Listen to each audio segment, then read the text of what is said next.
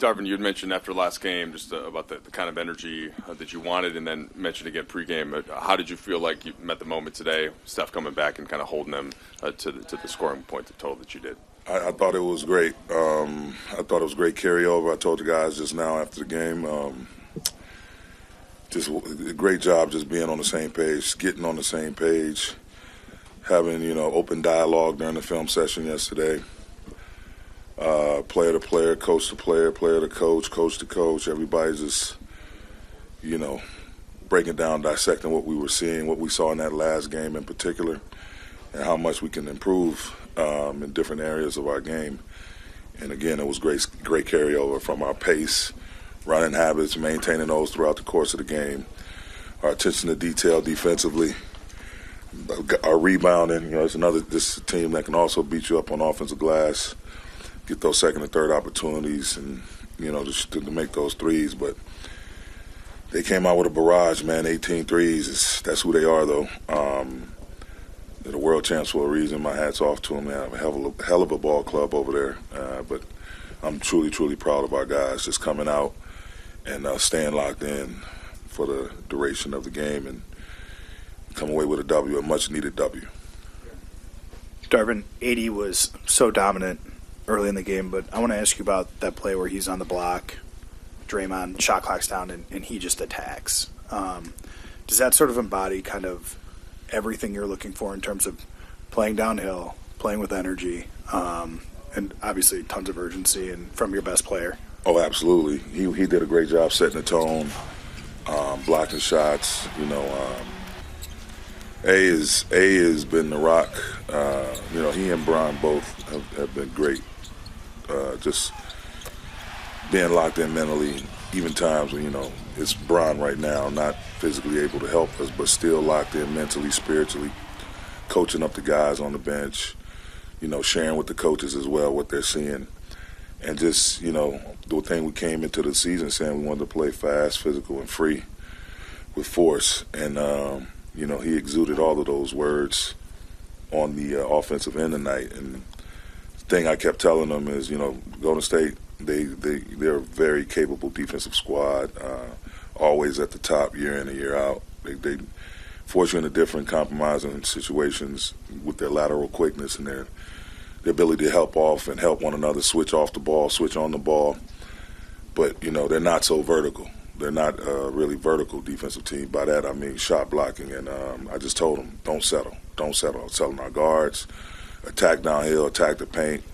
Again, they're good at showing the crowd, putting the crowd around the ball. And I thought our ball was hopping tonight, 29 assists. So it was good. It was good. But it was all led by A. Just his unwillingness to settle, and him just, again, staying in attack mode.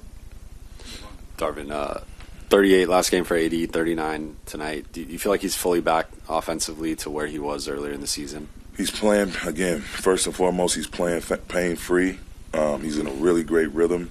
We have some different pieces around him with some guys that he can really play off of at a high level. And, he's smiling. He's fighting through a lot, getting hits to the face, to the arms, scratches, everything. He's battling through it all. And I just feel like I see it. He's just in a great, great place right now.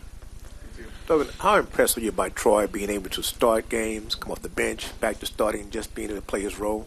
We have a few guys, Troy, Austin, Vando now, who are Swiss Army knives. They play in that 2 to 4 position, and they're able to do a little bit of everything from different areas of the rotation. And Troy, he's at the top of that list. It's just great to have a kid like that the way he shoots the ball, the way he can put it on the floor, he gives you rebounds. It's great he played 41 minutes tonight, but, we needed him out there, all 41. The way the job he did on Clay, when he got cross-matched on different guys, he earned his weight in gold tonight. But it's been a pleasure. He's another one, just a pleasant kid to be around, and it's been a pleasure to coach this season. And dealing out your usage of having the balls a little bit more. How do you try to handle that, knowing that you're the primary ball handler? Yeah, I just try to make the right decisions, Most important that we just structured on offense. and that we don't have too many waste possessions and bad shots. And I just try to run the offense. You want all of them at this point, but how important was it for you to find a way to win this game one way or the other today? Oh, man, I did everything I could to just wake up. I had to change a few of my routines to push later back, so I was game ready. But it was a tough one. They're a great team. I think we're a great team, too. So, we got to win and play the right way. And that man over there to my right played amazing. Yeah, you're, of course, talking about Anthony Davis. What has it been like for you playing with him on both sides of the court and kind of the versatility that he has on offense and defense? Well, I told him I play with Cat and Joker, so, sometimes he has to be the one who handles the ball instead of me, or, I set screens for him so I can get a smaller defender on him. If they trap him, then I got an open shot. So we're still working on a two-man game, but it's getting better and better every game. And I think he realizes that, he could be more of a threat with me and the action with him. Well, you guys haven't lost back-to-back games since you got here. What have you seen out of the team's sort of constructive process, and why do you think after a loss you guys always find a way to get a win? We know how important it is right now. Every game matters. If we lose one, we got to back it up, and if we win, we got to try to get 3 in a row. If we can get 3 in a row, man, we'll be in a great position. I think we have a great opportunity against Memphis with 2 guys out. But it's not just about them; it's about us. Your role right now, coming off the bench, but needing more usage, right? Whether making plays or looking for your own shot, just given who's on the floor and not. Does that impact at all the way that you see and think the game, or are you still able to play naturally? Play naturally. Just try to make the right play, like I've said a billion times. And it worked today, so it's a happy day. But there are contexts, though, within that where you do have to do a little more, though, right? Yeah, for sure. I mean, obviously you got Bron and AD out where, or Bron and D'Lo out. They have the ball in their hands quite a bit. So you kind of try to fill that void, not just with me, obviously, but other guys as well. I thought Troy stepped up and played a really, really good game on both ends of the floor. Shot the ball well. But like I said, it's not just me, getting trying to do what those guys do. It's more so, playing the way that I like to play, the way that I feel can help our team, and then everybody else, doing this a little bit of the same, pitching in to try to fill that void without Bron and D'Lo. Austin, 80 at 39 and hit a couple of free throws late, had that baseline drive against Draymond and hit that floater. What did you see from him tonight, especially kind of down the stretch of the game, just making winning plays? Yeah, I mean, 80's, really good basketball player for obvious reasons. And then down the stretch, like you said, made a couple of free throws, and then to get that bucket on Draymond is big. Obviously, Draymond's a really good defender, but they say, good offense beats good defense every day, and obviously, 80's a very talented offensive player, big bucket, and like you said, knocked down his free throws. We knocked down our free throws as a team late. I've grown to expect that from AD just because of, his talent level. Last night game, I think he had 39 as well, so yeah, he's pretty good. Austin, you chased Steph around for a while. Obviously, up 20 in the first quarter doesn't mean a ton in the NBA anymore, but up 20 against the Warriors probably means even less. How did you guys hold off their pushes? And then, I think you blocked Steph early in the fourth, and then it seemed like he hit a couple shots. He got going. Honestly, I don't know how he's in such good shape with not playing for however long he played. Never looks like he's tired. Always coming off, pin downs, ball screens. I had a nice block on him, and then I think he come off a pin down, hit a three. I think he got in the paint for a floater or something. I think he had probably like 7 straight. So if I could give the block away for him not to score, I would have. But, he's obviously a really good player for obvious reasons. And it's just, you try to make it hard for him. And sometimes it works and sometimes it don't. But we win, so that's all that matters. AD, what's the challenge been to try and lead the team on both ends of the court without LeBron, D'Lo as well, and how were you able to kind of focus that energy in a game like today against a tough team? Just know where we are. We all felt like we let one go against Minnesota Friday. We had some good film on ways we can be better. We know this is a elite third quarter team. Defending champions, they're going to make a run. They're going to make plays, make shots. Between Steph, Clay, and Jordan Poole, they're elite shooters. I think we locked in defensively. They got away a couple times, but we just continued to compete. Even when they made their runs, made a run of our own, and was able to close the game out. And how about just for you with the weight you always carry on defense, but then having to up the usage some on offense? Like what is that balance like for you?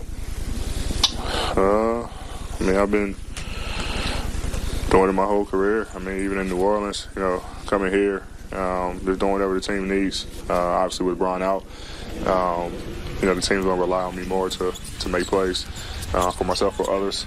And, other guys are stepping up, playing well, making shots, defending. So it's a team effort.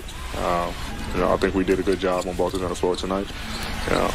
Like I said, that's a team who's seen every defensive coverage, seen, a lot of shots go in over the years, been together for a while, championship experience. So it was a big win for us. Eddie, kind of a two-part question.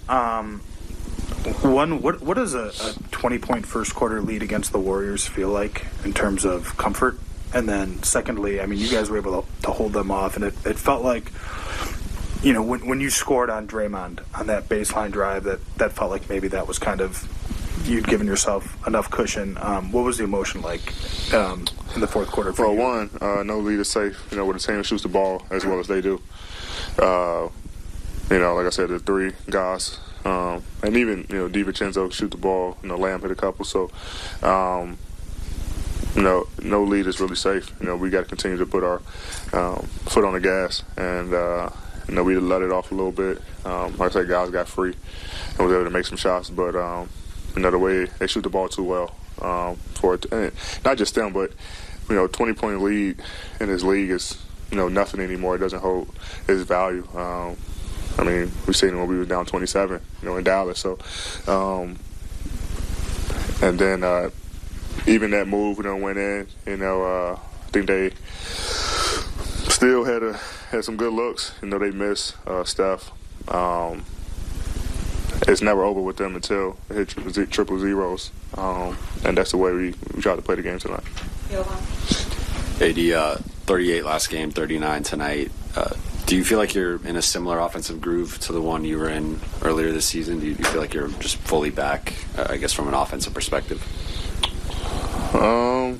Very comfortable, confident as always. It's good to see the ball going through from all levels of the floor.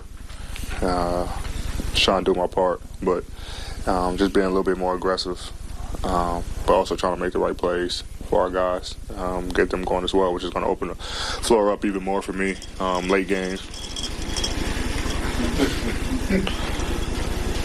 Late game. I think that means you're lying. I'm in a great groove right now. I feel good. I feel really good. Anthony,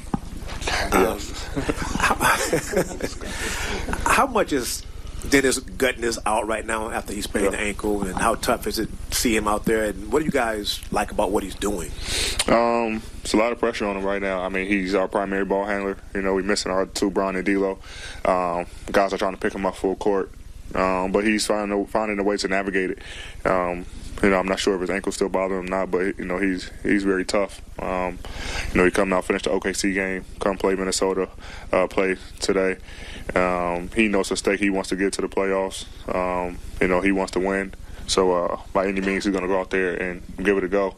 And at this point of the season, I think everybody's playing with a little something. So, hats off to him, man. He's been a huge part for us this entire season.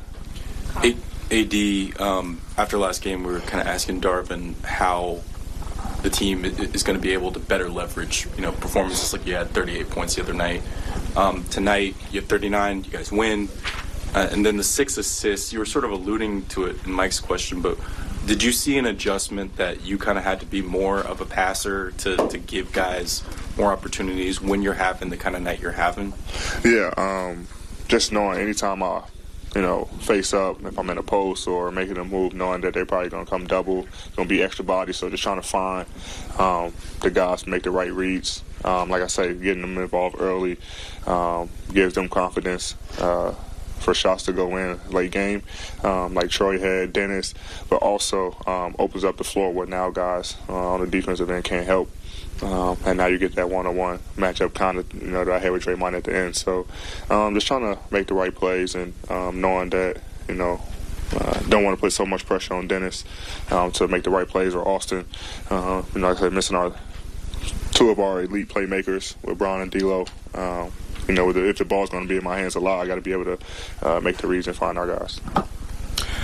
Obviously, urgent part of the season, trying to get in. Is there a danger of guys trying to do too much or maybe just pressing and getting all wound up and not being able to get out of their own heads? No. We're in a great rhythm right now. I mean, guys are playing for each other. Obviously, you're going to have mistakes throughout the course of the game. Times where maybe you should drive the basketball and not shoot it. Times where you should shoot it and not drive, or have a turnover here and there. But next play mentality, you can't dwell on that last play, especially in the position we're in. If you're gonna make a mistake, make sure you just do it. To the best of your ability. I mean, not to the best of your ability, but as hard as you can. And at the end of the day, I mean, get back and get a stop. We're not out here trying to play perfect. And no one has ever played a perfect game of basketball. No team has ever played a perfect game of basketball. So we want to go out here and just do the best job we can and stick to our schemes. On both ends of the floor and give ourselves a chance to win. But we want everybody to be aggressive. We don't want anybody to feel like they have to defer to anyone. We got a lot of depth on this team. Guys can make plays. I mean, you see JV handling the ball, get a euro to a layup, Beas coming off pick and roll, finding guys, shooting. Dennis, myself, like all these guys, AR. So, we don't want guys to be one-dimensional. We want guys to go out here and play free and have fun.